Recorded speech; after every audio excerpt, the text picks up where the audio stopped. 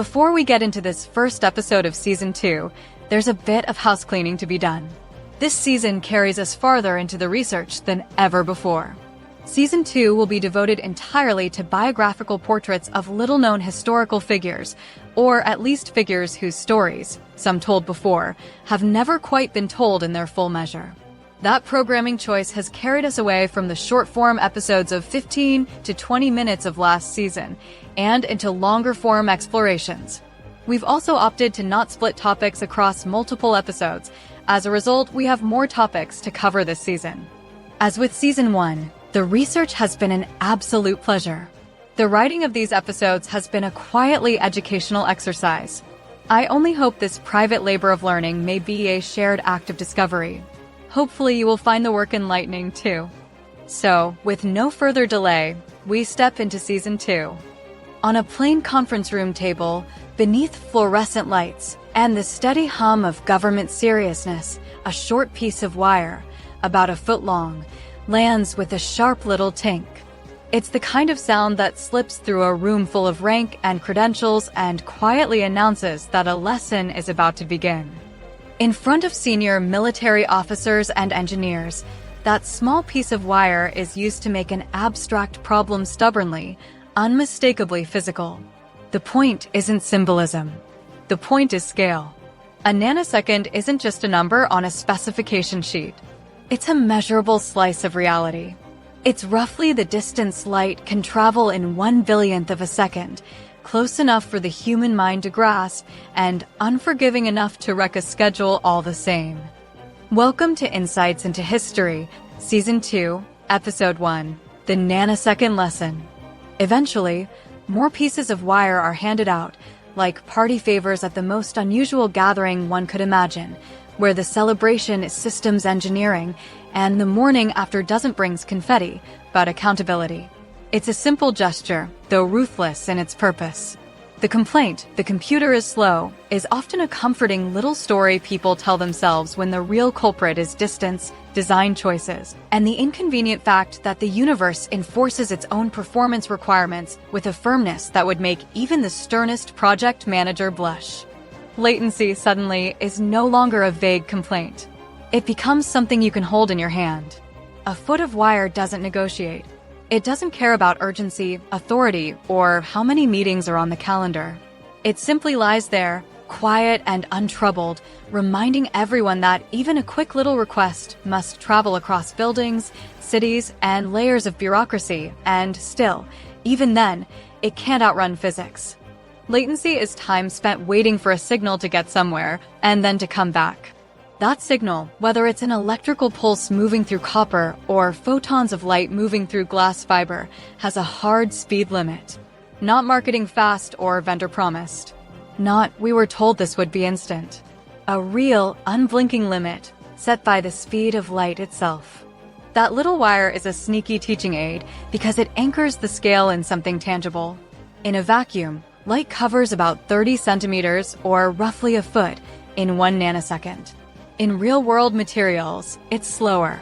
In copper and fiber, signals typically move at some fraction of light speed, and so the 1 foot equals 1 nanosecond idea is a memorable approximation, not a laboratory calibration, but it's close enough to make the point, and still accurate enough to ruin your day.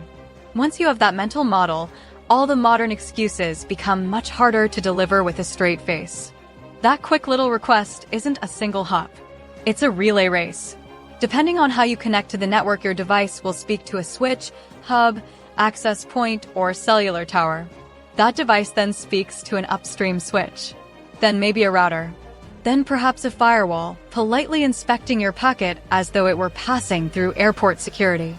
Then it traverses the infinite expanse of the internet, intelligently finding the best route to its destination, or at least we hope so.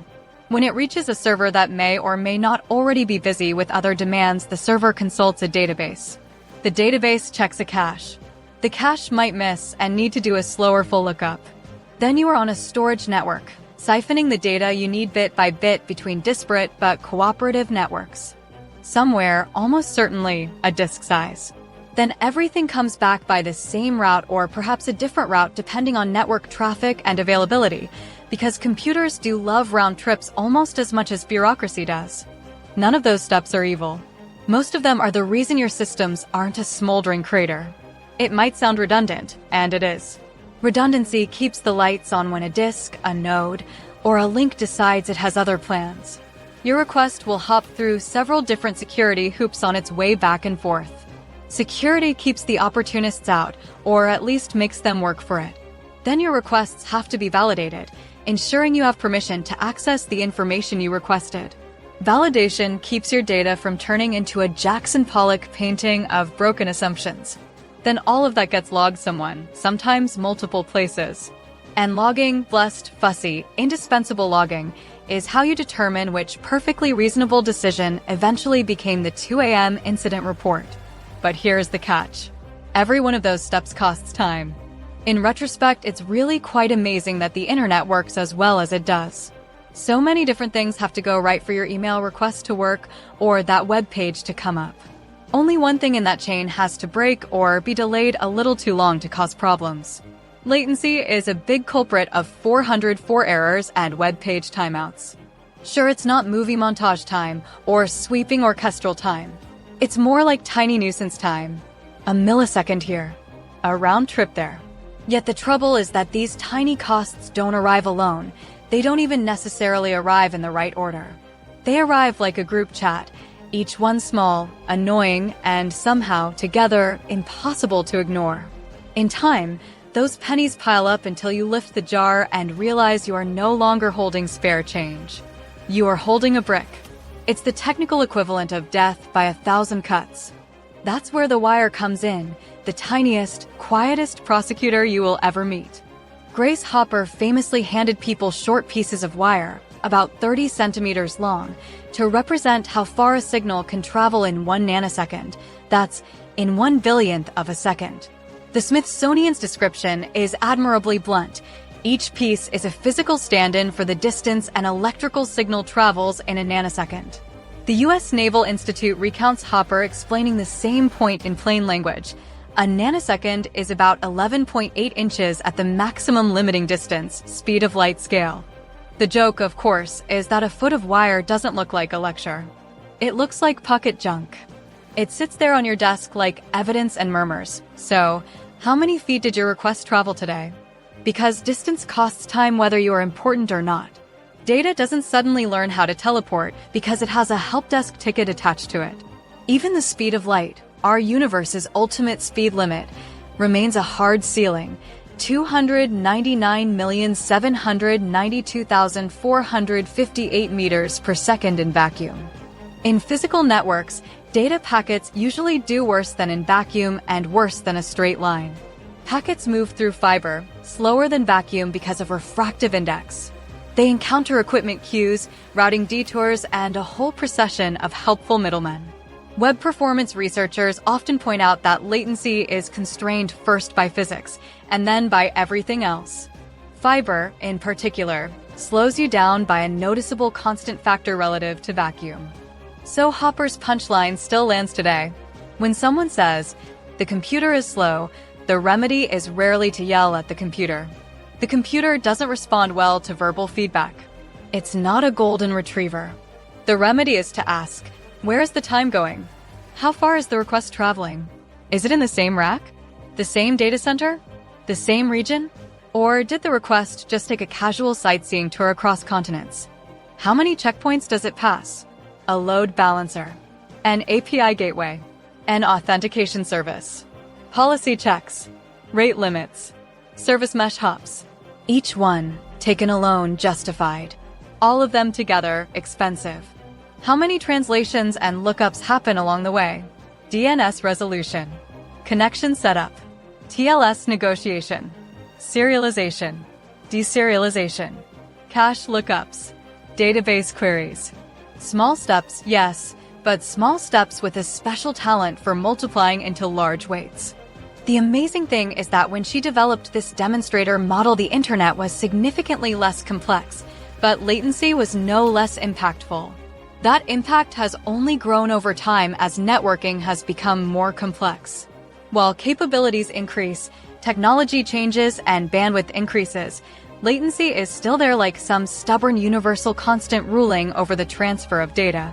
Latency is not a personality flaw. It is not the server being cranky. It is not the database waking up on the wrong side of the bed. Latency is a geography and design problem. It is about where things live, how many things you make the request touch, and how many round trips you force before anything useful happens.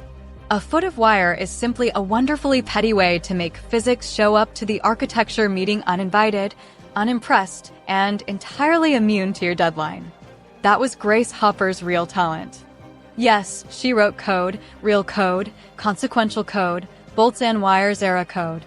But the larger story is that she helped persuade enormous institutions, especially the Navy, the broader Department of Defense world, and major industry partners, that software was not some quirky accessory to hardware. It was a discipline. It could and should be planned, standardized, taught, maintained, audited, handed off, preserved. It did not need to collapse into folklore and sacred ritual every time one gifted practitioner left the room. And she did not press that argument only in theory. She pressed it by building working systems, proving they were practical, and then undertaking the slower, harder labor of convincing large organizations to agree on shared approaches, so that the results would not evaporate the moment one brilliant person changed jobs. When Hopper entered computing in the 1940s, programming was not yet treated as a mature, formal profession. Early machines were rare, expensive, and idiosyncratic. Instructions were machine-specific. Documentation practices varied wildly. Much early success depended on who had access to the machine, who had enough time to experiment, and who could translate between engineers, scientists, and military managers. Hopper helped shape the idea that programming could be systematic, not merely clever. Repeatable, not merely heroic. Teachable, not merely a matter of watching the wizard and hoping some magic dust drifted your way. Portable, not glued forever to one vendor's machine. That portable part becomes a recurring theme in nearly everything she touched. During World War II, Hopper served in the U.S. Navy Reserve and worked at Harvard on the electromechanical Mark I program under Howard Aiken's project. The Mark I era gave her deep exposure to how early computing actually worked, to timing, sequences, constraints, and, no less important, to how organizations behave around expensive technology. A key lesson she carried forward was simple and unsentimental. If a system cannot be explained clearly, it cannot be defended in a budget meeting. And if it cannot be defended in a budget meeting, it will not survive long enough to matter. Hopper became one of the loudest and earliest champions of automatic programming, the then radical notion that a computer ought to help translate a programmer's intent into the gritty machine-level steps required to execute it. Today, of course, one might say, yes, naturally, that is what compilers do. Back then, the response was more likely to be, why would we waste precious machine time allowing a computer to do work humans can do? Hopper's answer, in essence, was this: because humans are the bottleneck, and machine time gets cheaper, while organizational confusion appears to be eternal. In the early 1950s, while working in the UNIVAC ecosystem, Hopper led development of the A0 system and its successors. These systems are often described as early compiler work, and they were absolutely foundational to the broader movement. The A0 system automated parts of turning symbolic instructions into executable steps. By modern definitions, A0 behaved in some respects more like what we would now call a linker loader, assembling pre-written routines and connecting them, than a full modern high-level language compiler. But conceptually, it moved the field toward the same future. Stop hand-stitching everything and let the machine help. And so, whether someone wishes to litigate the exact label or not, the direction of travel is clear. And Hopper was steering. And she did not merely build the tool. She sold the mindset. Translation layers are not laziness. They are leverage. Her work then turned toward a different bottleneck, not merely translating code for the machine, but making code comprehensible for the human beings who would have to use it, maintain it, and live with it later. Enter Flow-Matic in the late 1950s, an English-like language built for business data processing, payroll, inventory, billing, logistics, the glamorous underbelly of civilization. If those things stop, society does not exactly end. It simply begins screaming into a spreadsheet-shaped abyss. Flow-Matic matters because it translated Grace Hopper's very practical philosophy into working code. Programs should be readable by the people who must live with them later. The Smithsonian describes Flow-Matic as an early English language data processing language Hopper developed for UNIVAC, and notes that she became a strong advocate for standardizing computer languages. Britannica likewise calls Flow-Matic the first English language data processing compiler and explicitly links it to later COBOL development. That matter of readability is not just atmosphere. If software is effectively unreadable, organizations become dependent on a tiny priesthood of specialists, people who know the magic words, the rituals, and which ancient switch must never, under any circumstances, be touched. That dependence is fragile. And fragile systems possess a peculiar genius for breaking at the worst possible moment, during audits, migrations, mergers, peak season, or just after the one person who understands everything goes on vacation. Hopper pushed for code that could be maintained by humans who were not present at its creation. That notion sounds obvious now. At the time, it was strategic. Yale's write-up highlights that Flow-Matic used regular English words and was designed for data processing, explicitly contrasting it with languages far heavier in mathematical symbols. That is not simply a matter of syntax. It changes who can be trained, how quickly teams can rotate, and how resilient an organization becomes when people change roles. Because people always do. Then comes COBOL, born from a 1959 push heavily involving the US government to create a common business-oriented language that could run across different machines. The primary source is wonderfully direct. The Department of Defense published 1960 COBOL report states that a meeting was called at the Pentagon on May 28 and 29, 1959, to consider establishing a common language for business-type data processing, and that representatives from users, government, and manufacturers participated. That same report explains why organizations were using many computers, often at different locations, and a common business-oriented language, stated in English, was presented as a way to reduce development and maintenance effort and simplify training. The Smithsonian likewise summarizes that COBOL was proposed by a committee in 1959 and demonstrated in 1960. The Computer History Museum, in turn, frames COBOL's origin as a committee effort drawing from multiple manufacturers and from the Pentagon, with readability and machine independence at its core. This is the place where Hopper's reputation is often compressed into one heroic label, Mother of COBOL. The historically accurate version is more interesting and, truth be told, more recognizable to anyone who has ever survived a standards meeting with their faith in humanity only slightly singed. COBOL was a committee-driven, multi-organization effort. The DoD report describes task forces, committees, working groups, and iterative review used to produce the early language specification. It also explicitly notes that ideas were drawn from multiple existing systems, including Flow-Matic and IBM's commercial translator system, among others. So Hopper was not a lone inventor sketching COBOL on a napkin. Her influence was real and significant for a more practical reason. She had credibility in the business language world because Flow-Matic had already shown that English-like, business-oriented structures could work in practice.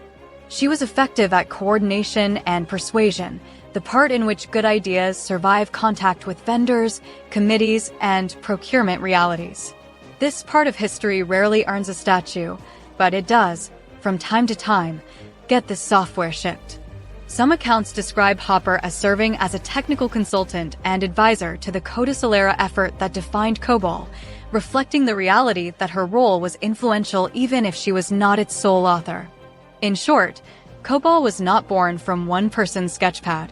It was forged in the gladiator arena of everyone wants portability, but nobody wants to surrender control.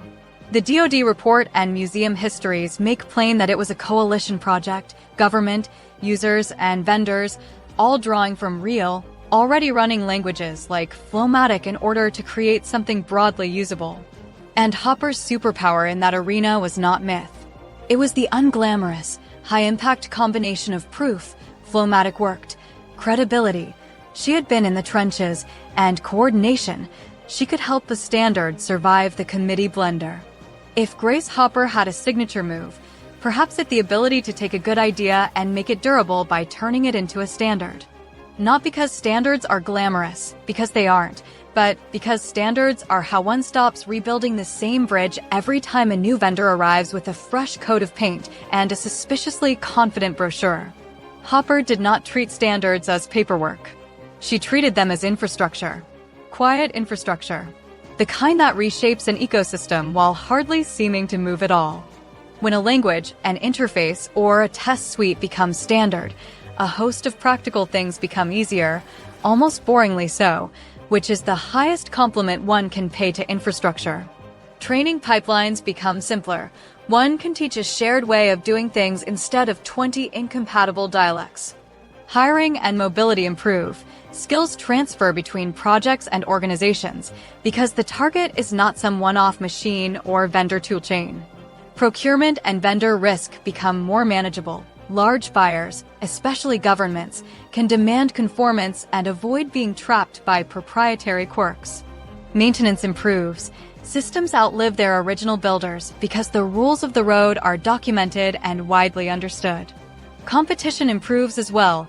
Vendors can distinguish themselves by performance, tooling, support, and features rather than by locking customers inside a private maze and then charging admission. That was not mere theory. It was exactly the kind of problem Hopper was called back to solve. In her Computer History Museum oral history, the framing is explicit. She was recalled to active duty in 1967 to execute a proposal for testing and validation procedures to enforce standards and ensure portability. Because vendors had hampered portability and conversion costs were exploding. In other words, standards were not a pleasant extra. They were a way to keep organizations from bleeding time and money every time the hardware changed. Hopper did not simply build things and walk away. She taught constantly. That same oral history notes that she lectured around the country on the future of computing and later headed a training and technology directorate role in the Navy. Then there were the demonstrations, especially the famous Nanoseconds demo, that stand today as among the most memorable moments of her career. The Smithsonian preserves a bundle of Hopper's nanosecond wires, about 30 centimeters or 11.8 inches each, representing the distance an electrical signal travels in 1 nanosecond.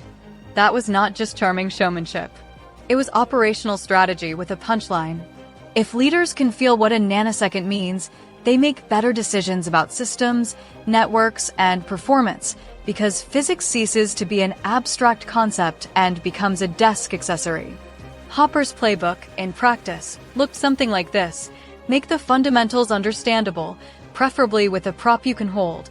Make the shared language explicit, so teams are not translating everything forever. Make the standard testable and enforceable, so that standard does not simply mean we all nodded earnestly in the meeting. That last part probably matters the most. Standards without validation dissolve into vague concepts. Hopper pushed for validation precisely to enforce portability and reduce vendor-caused friction. One can see the same portability logic in early COBOL history. The Smithsonian notes COBOL was a common business language, exactly the kind of standardization effort that reduces one-off rewrites. Hopper helped move computing away from the notion that every machine is its own snowflake and toward a world in which humans write at higher levels and systems translate, validate, and reuse more reliably. Ideas closely associated with compilers and with machine-independent programming. But the heart of it is not simply that something runs once. It is that it keeps running after the original geniuses have moved on, and the people left behind can still understand what, precisely, it is doing. To put it less poetically, Hopper wanted people to work with computers without needing to be ordained, without consulting a sacred scroll of vendor-specific quirks, and without treating every system upgrade like a controlled demolition. That is her legacy in a sentence.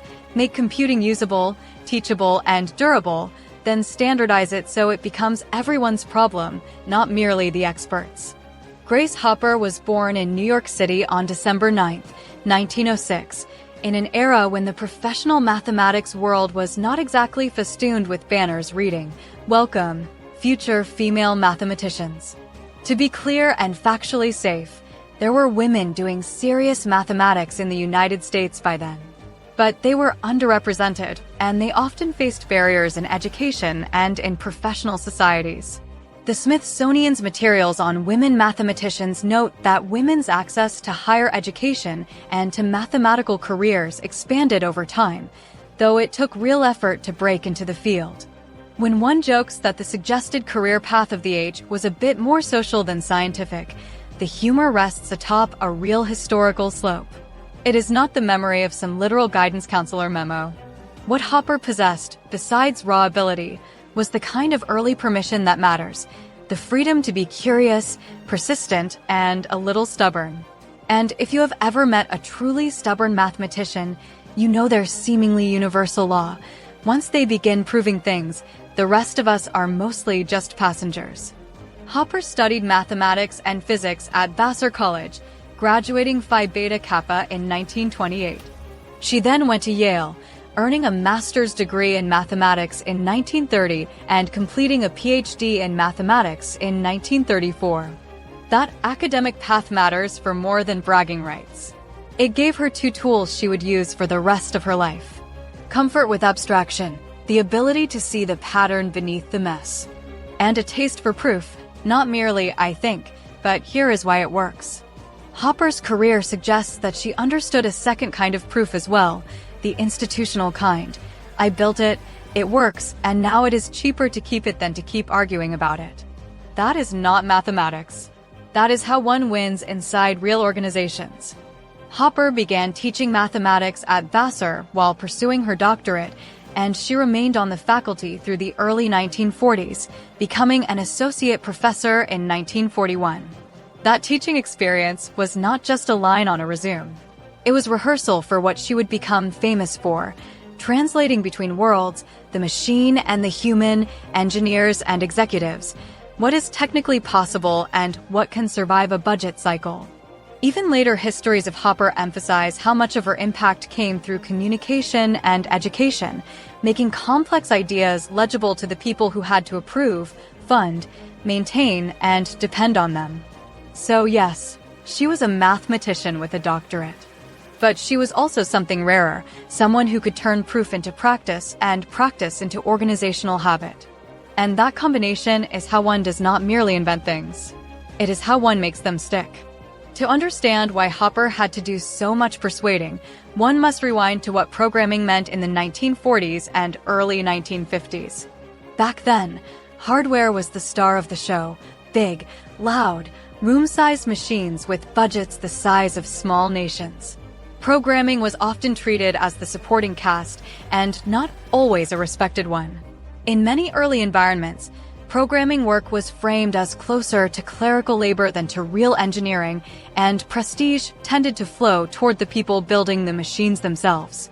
Histories of the period note that early programming was widely seen as low-status coding work, and that this perception shaped who was hired to do it, often women, and how the job was valued.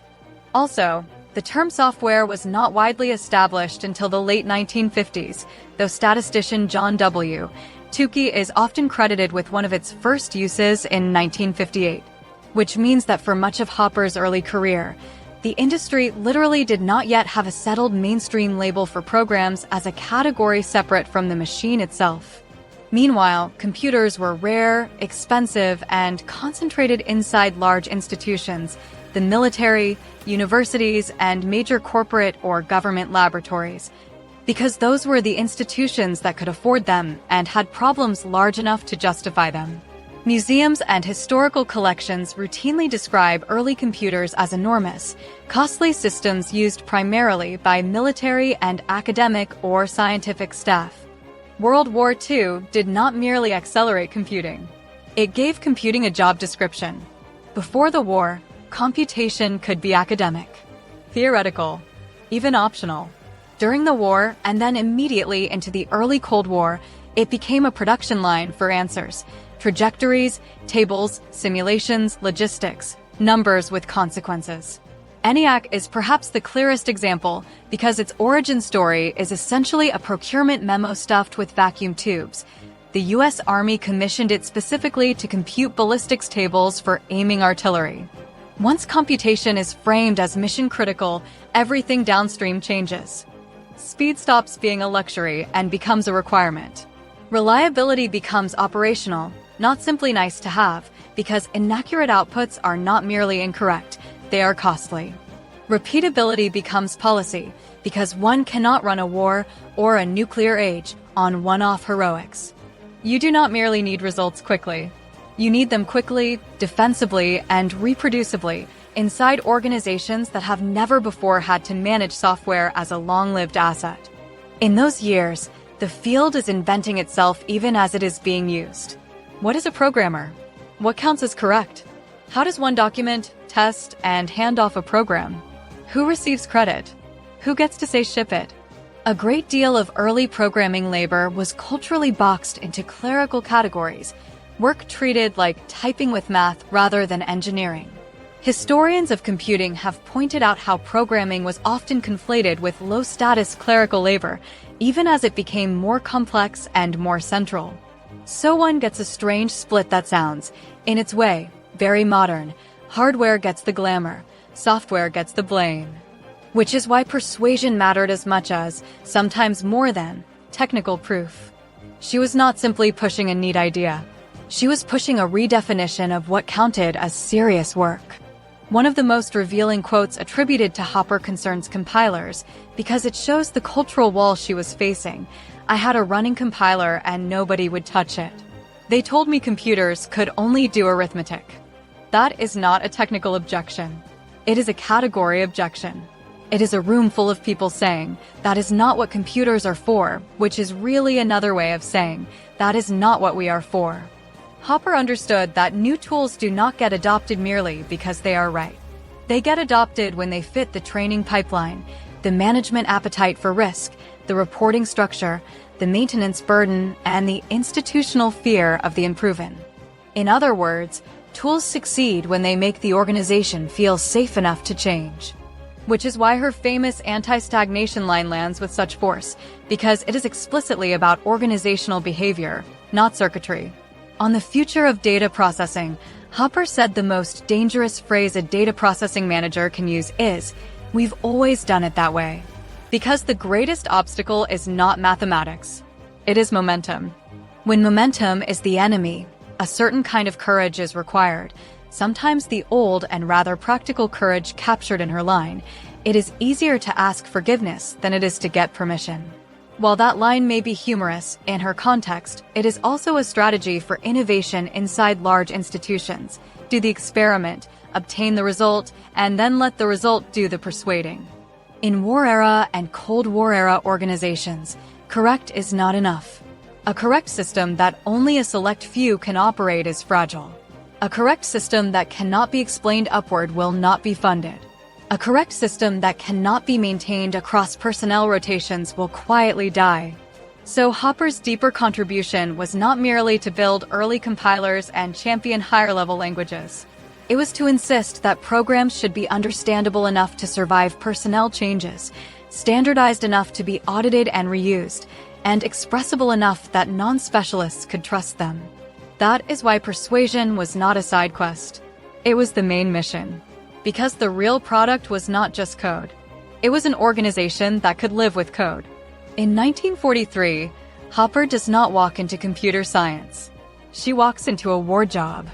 She joins the U.S. Navy Reserve and, after commissioning, is sent to Harvard, to the Navy's computation effort under Howard Aiken, the commander professor building and running the MARC machines, the MARC I, the ASCC, and the follow-ons. Yale's own biography is explicit that her assignment was the Bureau of Ships Computation Project at Harvard, and that the work centered on the MARC I. The U.S. Naval Institute's profile describes the same Harvard assignment while calling it the Bureau of Ordnance Computation Project, a useful reminder that wartime contracts and offices are often summarized differently depending on the source and the angle of the story. Either way, the point is the same. This was not a hobby laboratory. It was a production environment where the deliverable was answers, ballistic tables, trajectories, and other calculations that had to be right, repeatable, and fast enough to matter. At this point, programmer was not really a defined job yet. At Harvard in the mid-1940s, the profession is being invented out of necessity. There are procedures, certainly, codebooks, logbooks, strict machine constraints, limited access, scarce debugging time, but there is not yet a comfortable cultural slot called software engineer that everybody respects. People are improvising norms in real time. How do you represent a program inside electromechanical constraints and tight operational schedules? Who gets the credit? The academic lead, the Navy chain of command, the operators who make the machine run, the mathematicians who translate a problem into steps. Who gets access to the machine, the logs, or the test time, especially when rank and academic prestige are sharing the same room? That last matter, rank colliding with prestige, is not mere background texture. In wartime research, it is the workflow. The machine is a shared resource. Time is rationed. Authority has multiple owners. And then, right on schedule, the mythology engine arrives. On September 9th, 1947, while the Harvard Mark II, also known as the Aiken Relay Calculator, was being tested, the team found a moth lodged in a relay number 70, panel F. That's not rumor. It's documented, photographed, and preserved. The logbook entry is the line that became legend, first actual case of bug being found. And yet the honest version of the story is more revealing than the tidy legend. The artifact is real. The incident is documented. But the word bug was already engineering slang for defects long before 1947. IEEE notes that the usage goes back at least to Thomas Edison in the 19th century. What Hopper did, powerfully, was help popularize the story. The Smithsonian's object description even cautions that the logbook was probably not Hopper's, while still crediting her and the Mark II team with popularizing the terms computer bug and debug. Her role in the bug story, then, was not that she invented the term. Rather, it reveals one of her real strengths. She recognized a perfect parable and made it memorable enough to endure. Because the moth offers a lasting lesson in systems thinking. Sometimes the failure is not your grand theory. Sometimes it is a tiny, ridiculous, physical thing in the relay, an overlooked dependency, a blocked contact, a single point of friction that transforms correct into broken. And if you have ever debugged modern software at 2 a.m., you already know the punchline. The moth never really left. It merely learned cloud billing, rebranded itself as an upstream change, and moved into your dependency chain. After the war, Hopper's arena shifts from making the machine run to making the machine worth owning. She leaves Harvard and, in 1949, joins the Eckert, Mauchly Computer Corporation, entering the UNIVAC world as a senior mathematician. Just as computing begins moving from wartime laboratories into companies that want practical outcomes, billing, inventory, payroll, scheduling, records. Wartime computing had asked, can we make a computer work? Commercial computing asked, can we make a computer useful to people who do not need a second PhD simply to run payroll? That second question is where Hopper becomes dangerous in the best possible way, because it forces a cultural admission. The bottleneck is no longer merely the hardware. It is the human cost of programming it. In the early UNIVAC era, programming could still mean writing machine-specific steps over and over again, tuned to the quirks of a particular system. That is survivable when only a small cadre of experts touches the machine. It begins to collapse when organizations try to operationalize computing across departments, with turnover, deadlines, audits, and budgets making their own demands. Hopper's push, what the period called automatic programming, was the idea that programmers should not have to handcraft every tiny instruction forever. Instead, one builds tools that allow humans to describe intent at a higher level, and then translate that into what the machine requires. That is the core modern compiler story, even if the earliest tools do not map perfectly onto today's definitions. A good example is Hopper's AO work from 1951 to 1952, which IEEE's Engineering and Technology History Wiki describes as an early compiler that functioned much like a linker loader for subroutines, squarely within the lineage of automatic programming. Yale's biography similarly highlights AO as an early compiler step toward modern programming languages. Historians still debate first compiler honors, because it depends on what one requires the tool to do in order to qualify as a compiler in the modern sense. The ACM's Communications of the ACM piece is practically a guided tour through that definitional knife fight and the reasons it continues. But the important point is not the crown. The important point is that Hopper was pushing the field toward machine-independent, reusable, organization-scale programming so that computing could spread beyond a tiny elite and become something businesses could actually sustain. People resisted automatic programming for a very rational 1950s reason. Memory was scarce, machine time was expensive, and anything additional looked like overhead. Hopper confronted that mindset directly and later summarized it in a line that still sounds painfully familiar. "I had a running compiler and nobody would touch it. They told me computers could only do arithmetic." That is not merely skepticism. It is a worldview. It is people defending the boundaries of what computers are, because if the boundary moves, then jobs move, budgets move, prestige moves, and a great many comfortable assumptions find themselves abruptly repossessed. So Hopper did not try to win by memorandum alone. She shipped working systems, proved the value, and then undertook the slower, harder labor. Teach, persuade, and standardize until what once seemed like overhead became the only sane way to operate. One of Hopper's sharpest and most quotable explanations for English-like programming is essentially a thesis on user adoption. Very few people are really symbol manipulators. If they are, they become professional mathematicians, not data processors. It is much easier for most people to write an English statement than it is to use symbols.